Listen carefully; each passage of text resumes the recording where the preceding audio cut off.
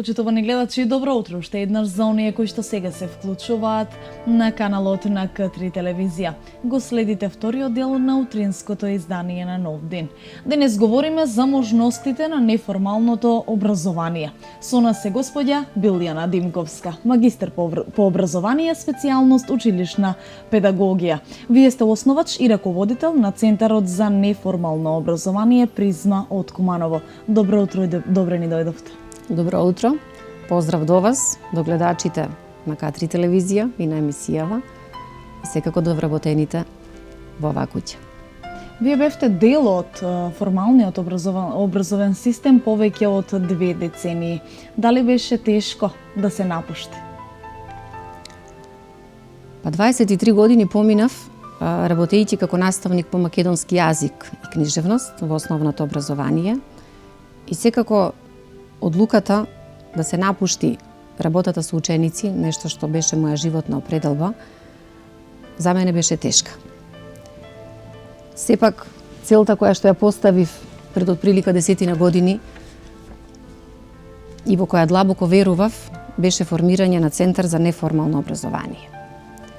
Таа цел ме водеше низ мојот пат на личен развој, на моето постојано професионално усовршување, и благодарение на идејата во која верував и напорите кои ги правев за да ја остварам таа цел, се охрабрив да зачекорам во светот на нови можности. Ја се уште сум дел од образовниот систем, овој пат оној неформалниот.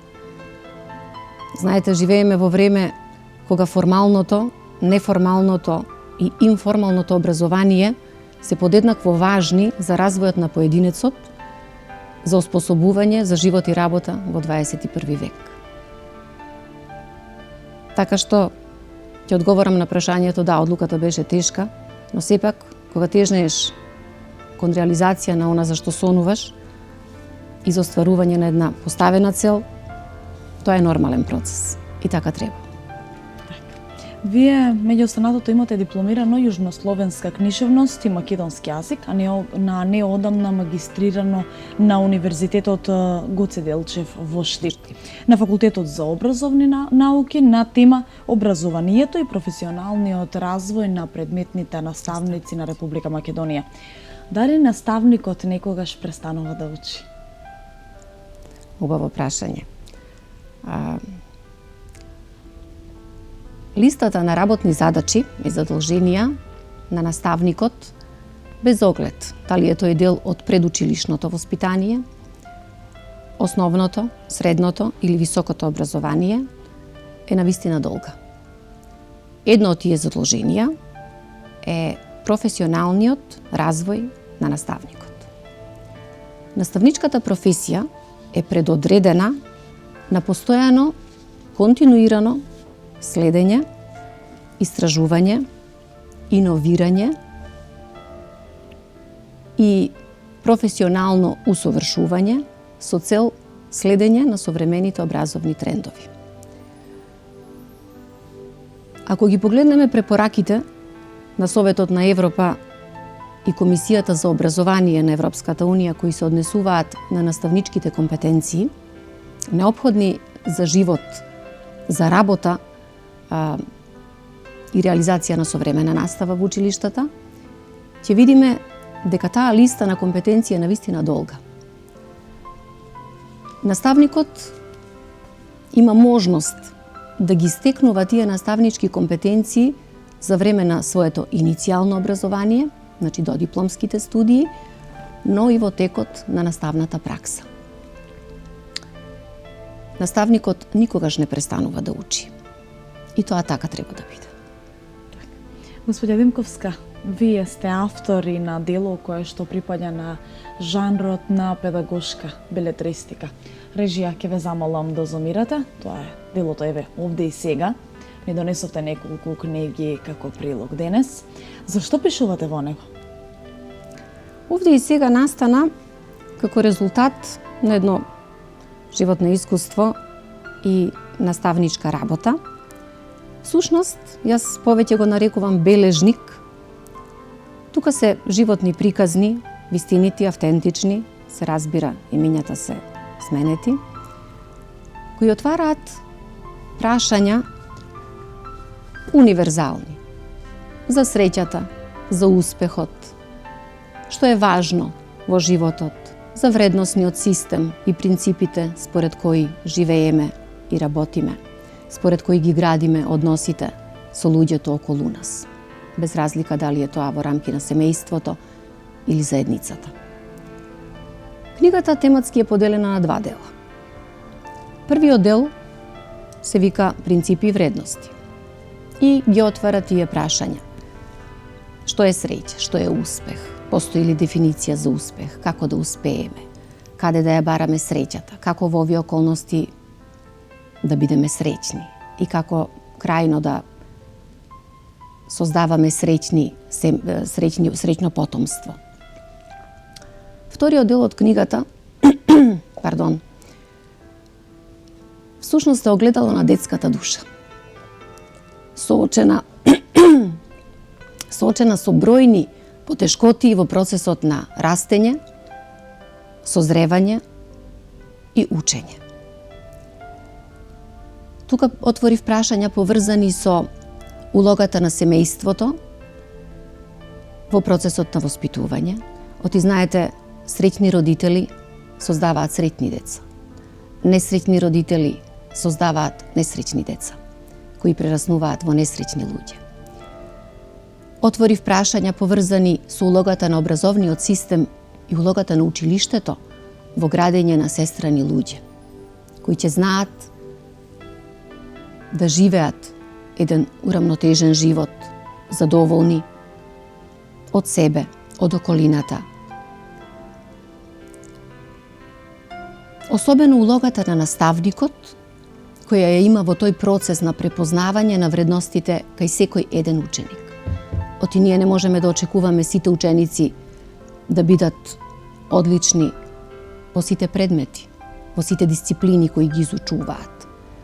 Секој човек има афинитети кон една, две, можеби и три нешта. Така што улогата на наставникот е да ги открие они силни страни, да ја открие љубовта, желбата, афинитетите, она што детето знае.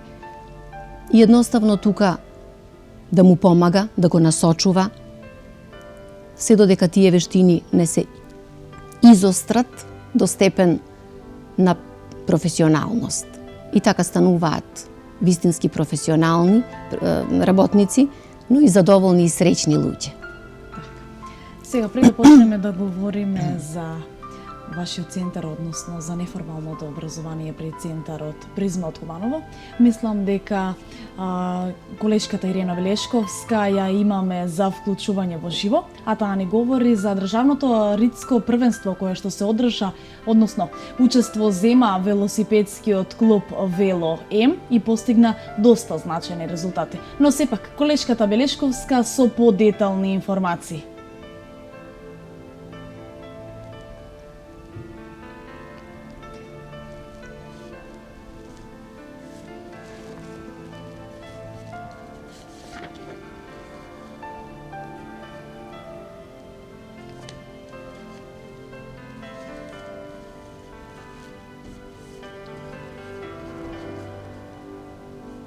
Ирена, добро утро, дали се слушаме?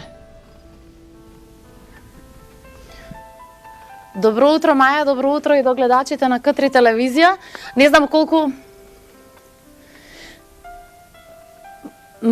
може да забележите, ние сме на отворено, бидејќи ова утро промовираме здрави животни навики.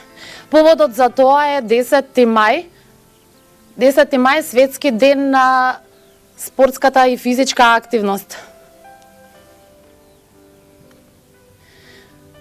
Значи би сакала да кажам дека вчерашниот ден во светот беше прославен како ден на физичката активност и беше истакнато од страна на Светската здравствена организација дека недостаток на физичка активност е еден од главните причинители за смртност кај луѓето. Токму поради тоа, ова утро, ние промовираме здрави животни навики, а наши гости се членовите велосипедисти од Сдруженијето Вело М Куманово. Мои гости се Марио Петровски. Добро утро и благодарам на поканата што се одвавте да промовираме здрави животни навики ова утро. Добро утро, Ирена. Ви благодарам и на вас што не поканивте тука заедно да го промовираме овој здрав живот. Така, ние ако може да забележите, значи би сакале да промовираме дека возењето автомобил, користењето лифтови, останати превозни средства, седењето подолго време на работното место е еден од причинителите да се избегнува или да се намали физичката активност кај луѓето. Ние решивме на велосипед ова утро да разговараме.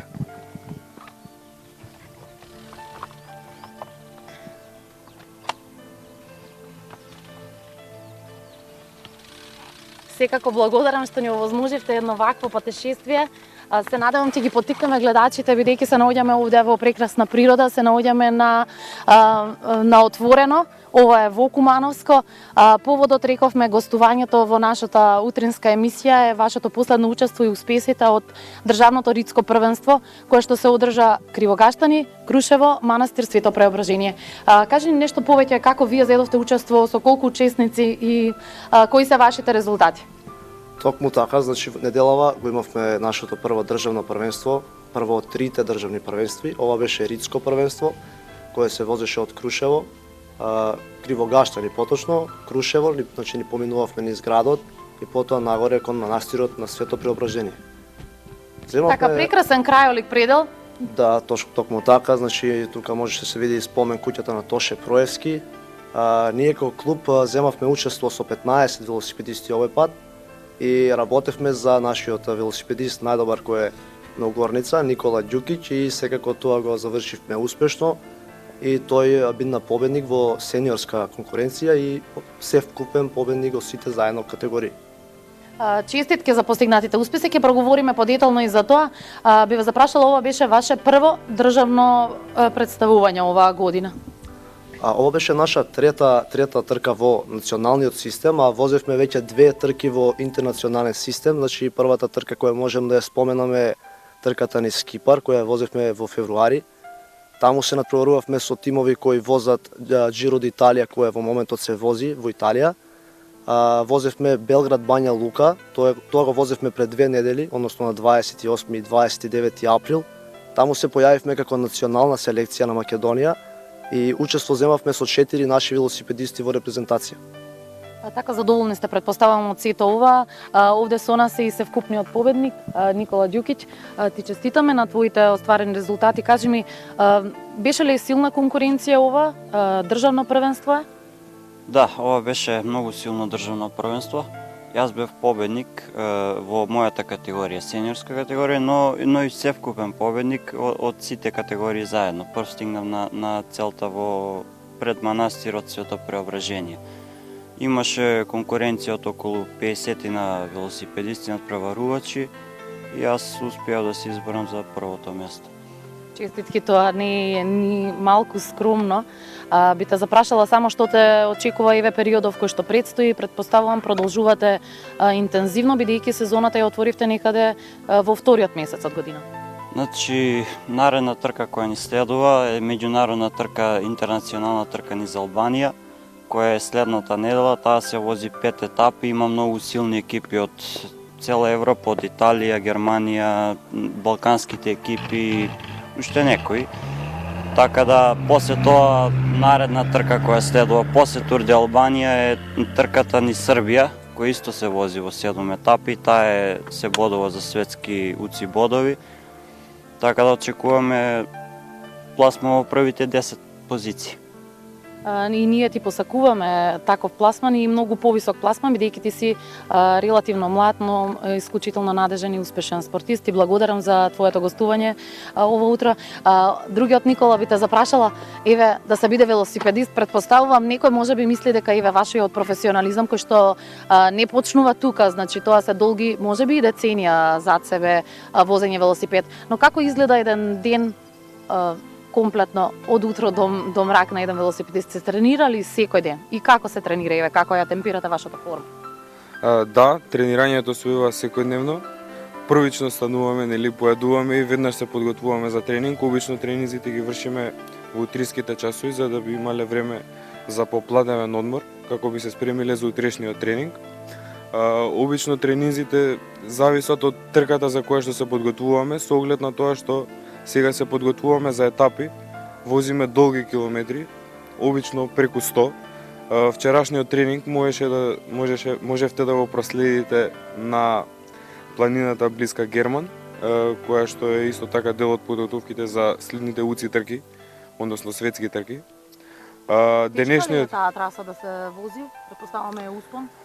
Тоа е многу тешка, исклучително тешка, со оглед на тоа што ние користиме уреди кои што покажуваат нагиб, должина, нели, брзина, и тоа утврдува како една од најтешките категории на планини класифицирани според светскиот ранг. Денешниот тренинг ќе се одвива исто така на долга километража со завршување на планината Кокино. Првично одиме до Кратово, се враќаме и завршуваме на Кокино. Со тоа што Од овде ли ќе продолжите на вашиот тренинг? од овде продолжуваме. Да, од овде директно продолжуваме. И колку часови се потребни за да го реализирате овој тренинг кој што спомнавте почнува наутро, и како, еве, можеби со храна се подготвувате за да го реализирате овој тренинг? Должината на тренинзите предвидени се 4,5 часа, со тоа што можни се кратки паузи за храна, вода, на дополнување и продолжуваме веднаш, нема подолги стоења. Подготвувањето со исхраната е индивидуално, премногу индивидуално. На секој организам различна храна најдобро му одговара. Сите ние долго праксираме на себе што најдобро и како ни одговара, и во зависност од тоа што би требало да возиме, тоа и го консумираме. Така, ти благодарам.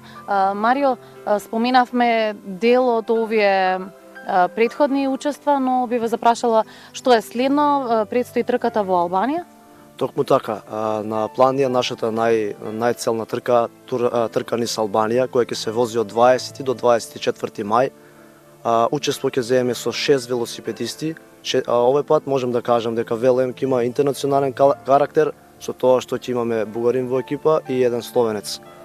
Ова е досега најаката екипа на ВЛМ низ годините и очекуваме врвен пласман во Албанија. Ние ви посакуваме таков пласман, имаме веќе докажани ваши представници и во клубови кои што нели се надвор од државата, кои што веќе заминале, имаме ли репрезенти кои што достојно Куманово го представуваат ширум Европа? Токму така, можем да ги споменам нашите, Андреј Петровски кој вози за селекција на Монако и Стефан Петровски кој е во германски тим Райном во Франкфурт. Овие двајца се и потенцијални, посебно Андреј кој се подготвува за светското првенство кое ќе се одржува во Берген, Норвешка. Мислам дека средина на август ќе биде тоа, не сум точно сигурен. И очекуваме таму Андреј да покаже добар резултат. Сето ова што го кажавме, предпоставувам ќе ги заинтригира нашите гледачи веќе од можеби попладнево или од утре да барем рекреативно да се занимаваат со велосипедизам или останата физичка активност. Една препорака од вас до нашите гледачи можеби? Токму така, јас на сите им препорачувам да се занимаваат со овој спорт бидејќи носи многу бенефити. Ние како ВЛМ и како сервис и како стручни лица сме спремни да помогнеме на секој граѓанин кој е заинтересиран да се занимава со овој спорт. Дали би било тоа со велосипеди или со стручна помош, патеки каде би можеле да се движат, значи со секаков вид, слободно може да се обратите на нашата Facebook страница или на лице место. Така би ве запрашала, можеби имате најмлад и највозрасен член кој што можеби рекреативно ви посетува? Имаме највозрасен член, ние 52 години, ама можам да кажам дека и тој е доста професионален со тоа што има земено светска доделница од државата, значи има освоено 6-то место на Европско првенство за мастерс, мастерс категорија е, значи постари возрасти од 40 до 50 години и тој успеа, Зоран Истовски, да го напоменам, тој успеа да се избори за 6-то место и да добие стипендија од државата за светска класа на спортисти. Така. Најмладиот не Најмладиот- споминавме и тука да заокружиме да ги поттикнеме и младите. Најмладиот, имаме многу млади спортисти кои се потенцијални, кои се таленти. Можем да го споменам нашиот нов велосипедист Ивица Гацовски, кој е од Демир Хисар и тој успеа да биде второ место на државното првенство кое се возеше во Крушево и тоа е доста голем напредок за негова втора трка извозена. Така, благодарам што одвоивте дел од вашиот утрински тренинг и што бевте овде заедно со нас. Ние од тука ќе ве оставиме да го продолжите вашиот денешен тренинг. И вам, почитувани гледачи, би сакала само да ви се заблагодарам за одвоеното време, кое што се надевам ве поттикна веќе од денес да се занимавате со каква било физичка активност, а зошто да не да промовираме здрави животни навики, возење велосипеди. Продолжете да ја следите утринската програма Нов ден. Ние овде го завршуваме нашиот пресек во живо. Ве оставам да уживате уште неколку минути накратко со тема велосипедизам, а веднаш потоа мојата колешка Маја Скелиевска ви благодарам на вниманието.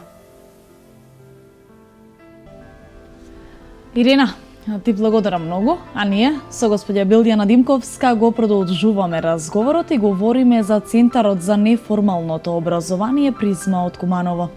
Господја Димковска, вие денес сте раководител на овој центар. Во текот на вчерашниот ден ние имавме можност да ве посетиме и да снимиме неколку кадри од овој центар, при што констатиравме дека центарот располага со многу стручна опрема, а и капацитетите се големи, така да може да прими поголем број на ученици. Гледачите за неколку минути ќе имаат можност да видат едни кратки инсерти, а вие кажете ни каде точно се наоѓа овој центар и со што располага, да слушнеме од вас. Центарот за неформално образование Призма Куманово се наоѓа на улица Среќко Пужаљка број 3 или северниот влез на основно училиште Крстем Исирков. Центарот навистина располага со простор кој што можеме да кажеме со право дека ги исполнува и најстрогите образовни критериуми. Со простор опремен за изучување на странски јазици, педагошко-психолошко советувалиште, простор кој што е наменет за прием на ученици кои што престојуваат во текот на денот со цел да им се помогне во пишување и изработка на домашните задачи, совладување на наставните содржини, се разбира под стручно раководство на оделенски наставници, простор кој што е опремен за физичка и здравствена култура.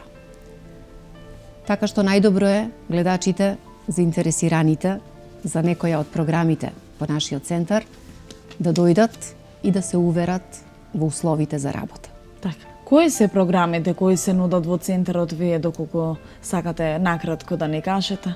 Така. Програмата, постојат неколку програми кои што во моментов се реализираат во нашиот центар.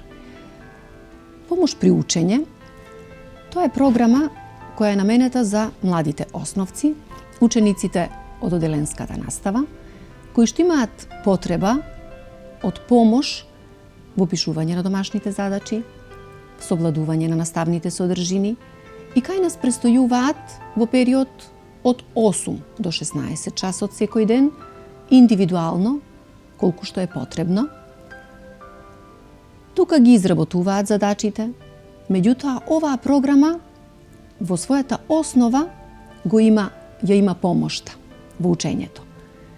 Оваа програма всушност е насочена и кон јакнење на когницијата, понатаму нешто што се вика емоционално, социјално, етичко, естетско, работно-техничко воспитание. Со примена на современи наставни средства, методи и техники во наставата, целта е всушност да работиме на јакнење на воспитната компонента кај секој еден ученик, всадување на чувство на силна одговорност кон себе, лична, кон заедницата, кон обврските, кон задачите кои ги има. И градење на чувство на припадност кон заедницата, семејна, училишна, локална, глобална. Така што оваа програма навистина подразбира еден широк спектар на активности кои што се во насока на градење на сестрани личности. Така. Што подразбира тој дел? Помош при учење. Значи, во основата е помош во совладување на наставните содржини. И тука наставникот работи со секој ученик поединечно, во зависност од тоа што треба да се совлада во даден момент, да се дообјасни, да се прошират знаењата. Значи, условите и можностите нудат да може било преку медиумска култура, било преку работилници, часови предвидени за одредена активност или постигнување на одредени цели. Всушност, целта е да им помогнеме на децата успешно да се справат со своите обврски, но и пошироко.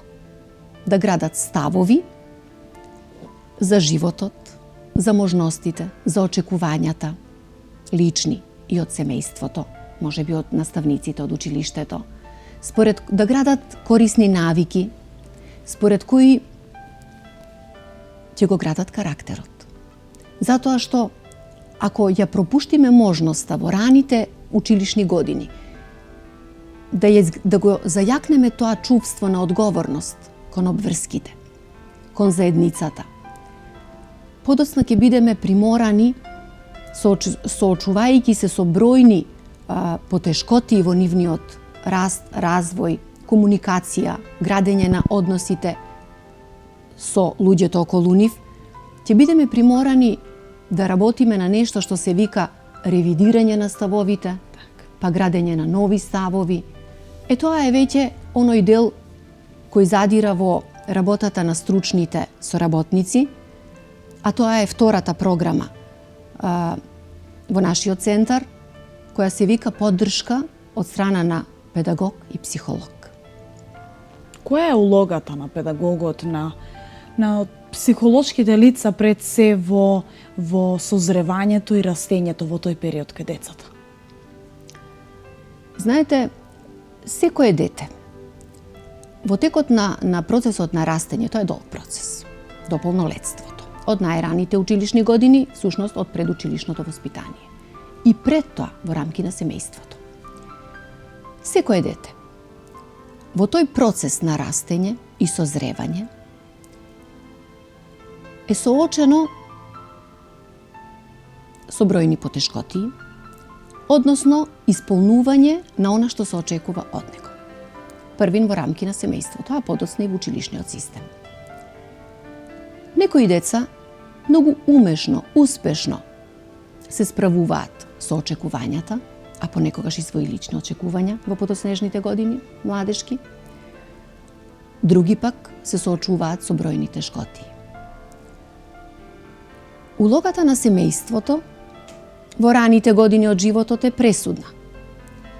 Понатаму, штом детето ќе се воведе во предучилишниот образовен систем, а подоцна и во училишниот, наидува на ситуации кога не може да се справи со обврските. Особено нашето образование, нашиот образовен систем е толку обременет наставните планови, тежината на наставните содржини. Сето тоа создава еден стрес кај децата и кај младите луѓе и понекогаш тие не можат да излезат на крај со она што се очекува од нив. Па тогаш се јавува чувство на нелагодност, на непријатност, понекогаш чувство на отфрленост, на запоставеност. Па од наставна пракса можам да кажам дека училишните педагози и оделенските раководители, наставниците кои се директно вклучени во процесот на настава, јавно реагираат на оние физиолошки манифестации кои што се последица од психолошката напнатост кај децата.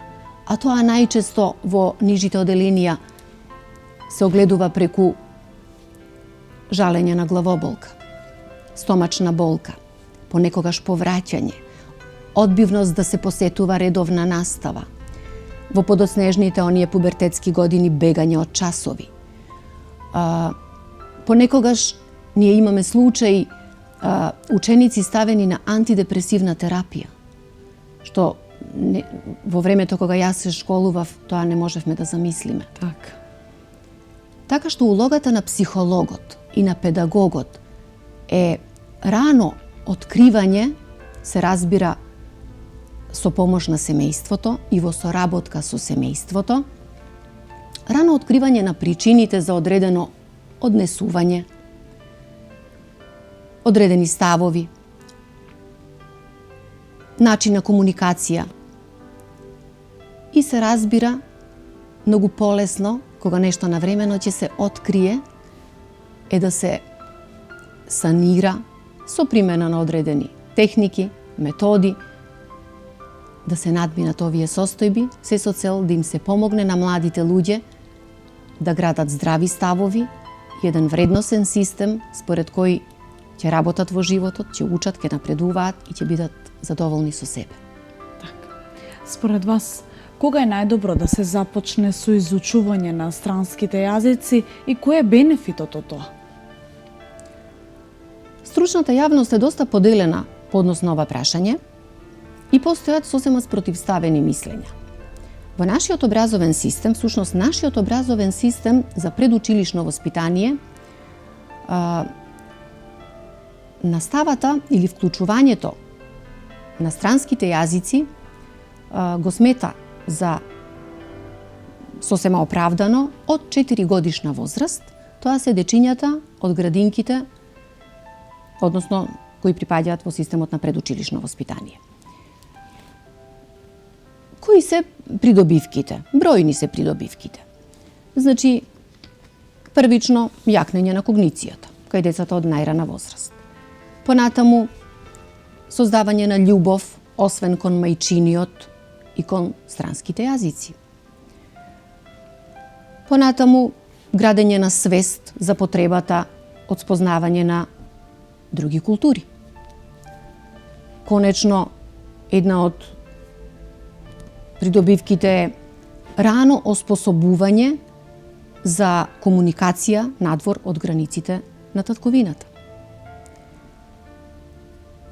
Јас во оваа прилика би ја изразила мојата благодарност до родителите на дечињата во градинките, во градинката Ангел Шајче, кои што ги препознаа придобивките на рано изучување на англискиот јазик и кои ни ја доверија задачата на нас од нашиот образовен центар и наставниците по англиски јазик да се погрижат, значи за таа настава да им биде доближена, интересна, убава.